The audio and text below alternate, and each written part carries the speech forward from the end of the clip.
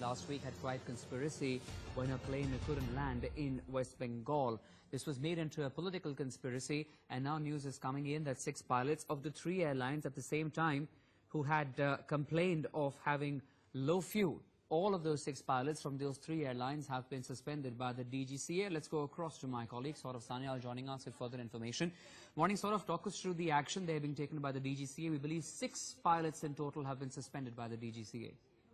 Well, that's right. In fact, news coming in suggests that the DGCA has now suspended 6 pilots, essentially of 3 different airlines, not just Indigo, but of Air India as well as SpiceJet, who were all in the sequence on that particular day and who had allegedly reported fuel shortage. So they were ahead of the Indigo aircraft in which Mamata Banerjee was traveling, and they had requested permission for landing at the Kolkata airport. But the Indigo, we know that after this issue came to the light and after the Trinamool created a ruckus in the parliament alleging that this was essentially a conspiracy and Mamata's plane was denied priority landing, Indigo issued a statement and said that there was absolutely no question of fuel shortage on that particular aircraft on which Mamata Banerjee was flying from Patna to Kolkata.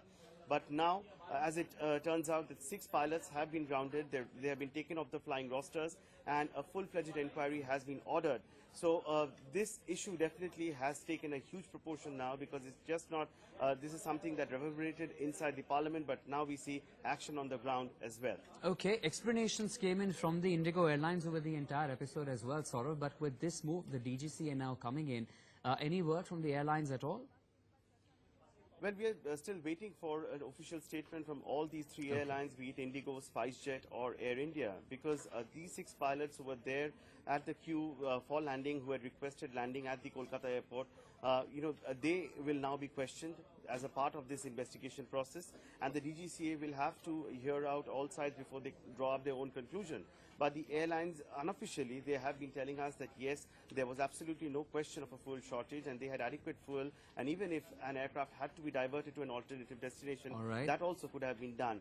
But essentially, the bottom line is, Akshay, what the airlines are telling us is that this has happened because of a miscommunication between the pilots and the airport, ATC in Kolkata. All right, we'll leave it at that, Saurav. Thanks very much for those details.